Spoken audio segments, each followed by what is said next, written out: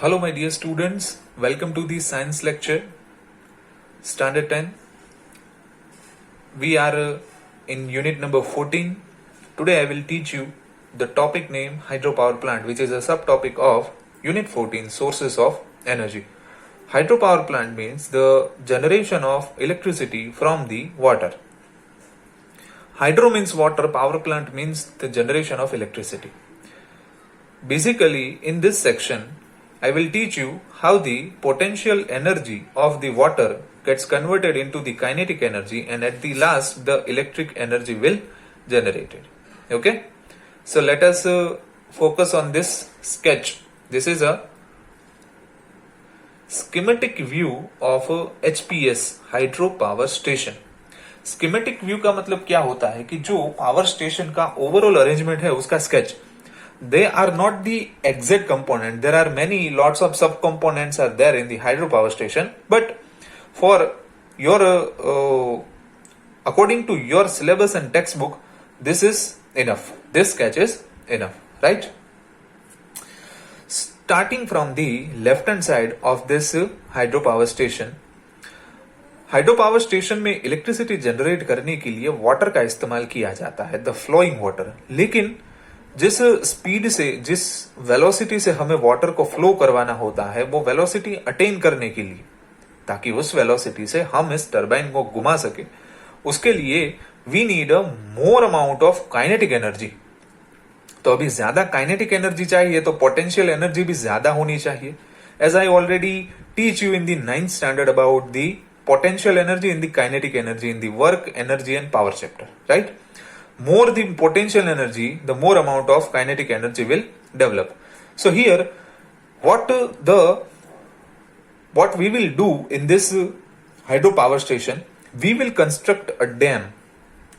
खास करके आप इस मॉनसून सीजन में देखते हो कि न्यूज चैनल में कहा जाता है कि सपोज उपलेटा है तो उपलेटा के आसपास मौज और वेणु डैम है, उसके दरवाजे खोले गए ज्यादातर पानी आने की वजह से और डैम पूरा भर गया. सो डैम एक क्या चीज है, एक स्ट्रॉन्ग आरसीसी यानी कि कंक्रीट का स्ट्रक्चर है जिसको नदी के बहाव के बीच में कंस्ट्रक्ट किया जाता है पूरा का पूरा, और उसकी वजह से वाटर के फ्लो को रोका जाता है ताकि जितनी डैम की हाइट हो उतने ज्यादा अमाउंट के अंदर और उतनी हाइट के अंदर पानी को हम रिजर्व करके रख सके. जितनी पानी की हाइट ज्यादा होगी उतना ही उसके अंदर प्रेशर ज्यादा मेंटेन होगा, क्योंकि हमें मालूम है 8th स्टैंडर्ड में हमने प्रेशर और फोर्स का जो एक चैप्टर लिया था, उसके अंदर एक एक्सपेरिमेंट आपने देखा होगा कि मेरे पास एक बोतल है, एक बीकर है, ठीक है. उस बीकर में पानी भरा हुआ है और नीचे एक होल किया है मैंने, ठीक है. तो इस होल में से जो भी एक पूरी की पूरी पानी की लाइन यहां से जाएगी, मतलब स्प्रे होगा, वो दूर तक जाएगा. यहां पे मैं एक होल करूंगा, वहां से पानी का स्प्रे थोड़ा कम दूर जाएगा पिछले वाले से, और यहां पे जो मैं होल करूंगा उसमें काफी कम पानी का स्प्रे होगा. Why this thing will happen? क्योंकि यहां पे जो मैंने हॉल किया उसके ऊपर जो पानी की हाइट है वो एकदम से ज्यादा है. The H is more the height, more the pressure generated. क्योंकि सिंपल सी चीज है, आप घर में अपनी टंकी ले लो, तो टंकी के अंदर जो पानी भरा होता है उसको हम एक टॉप फ्लोर पे रखते हैं. क्यों? क्योंकि टॉप फ्लोर के ऊपर रखते हैं तभी तो प्रेशर बनता है. प्रेशर किस चीज से बनता है? एच यानी कि हाइट की वजह से. More the height, more the pressure, and more you will get the pressure energy or kinetic energy, right? So dam किस लिए हम कंस्ट्रक्ट करते हैं? क्योंकि वाटर को स्टोर किया जा सके ज्यादातर हाइट के अंदर. यहां पे हाइट खास इंपॉर्टेंस रखती है. हाइट ज्यादा होगी डैम की, तो जैसे कि नर्मदा डैम है, उसकी ऊंचाई जो है वो 100 मीटर से ज्यादा है. तो 100 मीटर से ज्यादा हाइट हमने रखी है, तो 100 मीटर के ऊपर से आने वाला पानी जब नीचे बहेगा तो अपने साथ ज्यादा काइनेटिक एनर्जी लेके आएगा.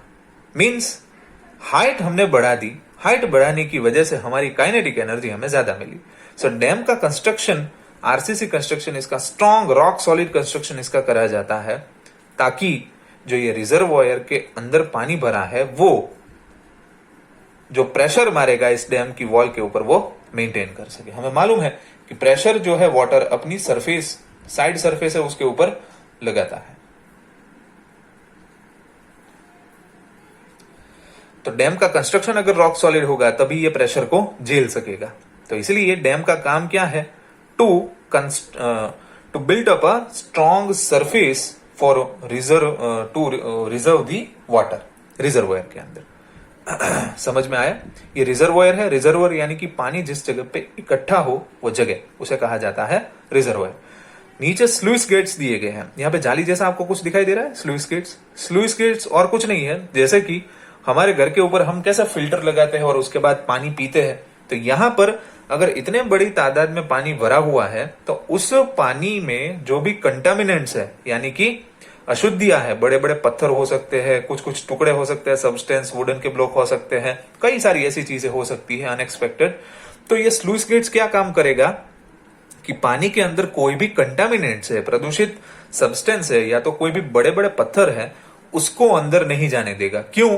क्योंकि अगर बड़े पत्थर या तो कोई भी ऐसी चीज आगे गई और यहां से टरबाइन को टकरा गई तो वो टरबाइन को डैमेज कर सकती है। समझ में आया?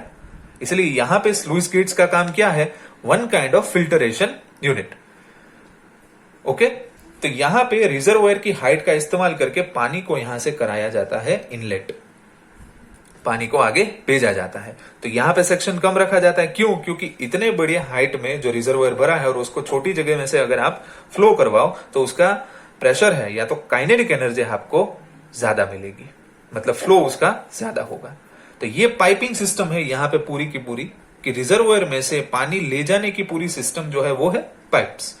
तो यहां से पाइप्स के द्वारा पानी लाया जाता है और इसकी हाइट की वजह से यहां पे काइनेटिक एनर्जी हमें ज्यादा मिलती है। जितनी ज्यादा हाइट मतलब उतनी ज्यादा पोटेंशियल एनर्जी, और जितनी ज्यादा पोटेंशियल एनर्जी उतनी ज्यादा कन्वर्जन हमें काइनेटिक एनर्जी के अंदर मिलेगा।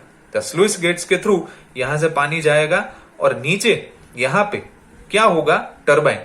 टरबाइन मतलब कुछ नहीं, मैंने आपको थर्मल पावर स्टेशन में भी कहा था, एक ब्लेड्स वाली पूरी रोटर होती है। मतलब बीच में यहां पे शाफ्ट होता है ये वाला, और यहां पे ब्लेड्स होती है। ब्लेड्स का काम क्या है? तो यहां से जो पानी आएगा वो ब्लेड्स को टकराएगा और इसको रोटेट करवाएगा, और रोटेट करवाने की वजह से ये इसके साथ शाफ्ट भी कनेक्टेड है, ये शाफ्ट भी घूमेगी और यहां से जनरेटर के थ्रू हमें इलेक्ट्रिसिटी मिल जाएगी। So this is the overall working of this hydro power station. First, by the help of dam, we will store the enough amount of water at some height, and then after we will flow it through the pipes.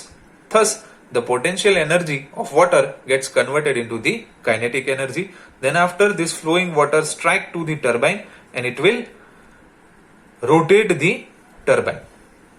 So, the connected shaft with the turbine also rotates, which is also connected to the generator, and inside the generator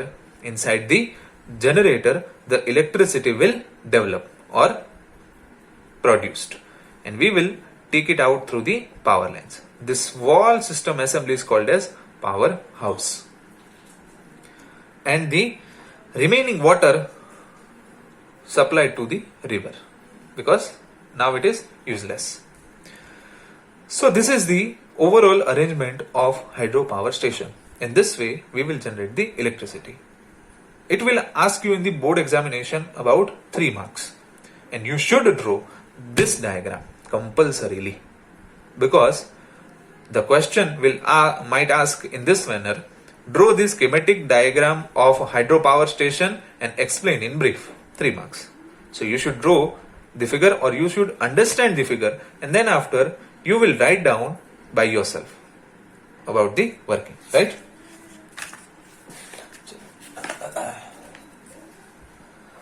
Now, this is the working of hydropower station. अगर आपको working नहीं समझ में आ रहा है या तो आपको लिखने अपनी तरीके से नहीं लिख सकते, so this is the working of hydro power station. मैं आपको रिक्वेस्ट करता हूं कि अगर आपको खुद से लिखना आता है या तो खुद से लिख सकते हो जो मैंने समझा है, then please please please follow that way, and if you are not able to write it down then that's it. Video pause करके ये लिख लेना अपनी नोट्स के अंदर। High-rise dams are constructed on the river to obstruct flow of water and thereby collect water in large reservoirs. Kinetic energy of flowing water transformed into the potential energy. Right? जो flow नदी में से पानी करके आ रहा है, उसके पास kinetic energy है, तो डैम अगर कंस्ट्रक्ट कर दिया है तो यहाँ पे क्या होगा, उसको स्टोर कर देंगे तो वो कन्वर्ट हो जाएगी, उस काइनेटिक एनर्जी जो है फ्लोइंग वाटर की नदी में वो कन्वर्ट हो जाएगी पोटेंशियल एनर्जी के अंदर. Water from reservoir taken to the turbine through the pipes at the bottom of the dam. As water again filled in reservoir through rain, it is renewable source of energy. तो working में आप इतनी चीज लिख सकते हो. As water again filled in the reservoir through rain, it is renewable source of energy. पानी हमें कुदरती स्रोत है कि जो हमें बारिश के द्वारा मिलता है, and that is why this is renewable source of energy. मतलब एक बार उसे यूटिलाइज करने के बाद वापस हमें उपयोग में अगर उसे लेना है तो ले सकते हैं.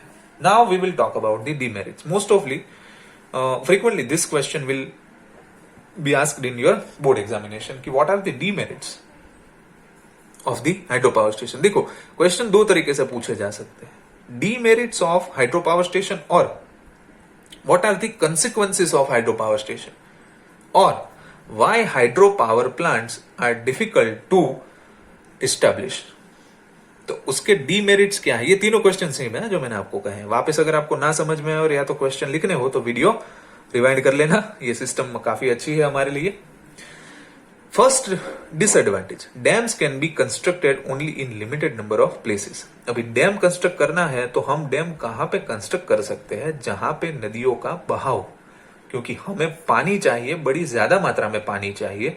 तो जहां पर ऐसी जमीनें हैं वो भी बहुत कम मर्यादा में या तो कम प्लेसेस के ऊपर वो जमीन अवेलेबल है. That is why dam is constructed only in limited number of places. So the places are very less.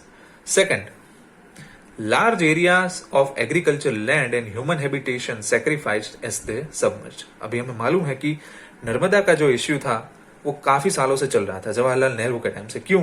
क्योंकि अगर उसकी हाइट हम बढ़ाते हैं तो हाइट बढ़ाने की वजह से उतना एरिया जहां पे लोगों की तादाद है, लोग जहां पे रह रहे हैं, वो एरिया सबमर्ज हो रहा था. सबमर्ज यानी कि डूब रहा था. सो ये बड़ा प्रश्न है कि डैम कंस्ट्रक्ट करने की वजह से जो भी निचले स्तर वाले विस्तार है, जहां पे लोगों की बस्ती है, जो गरीब लोग रह रहे हैं, उसके घर उजड़ जाते हैं. This is one of the critical demerits of hydropower station, and that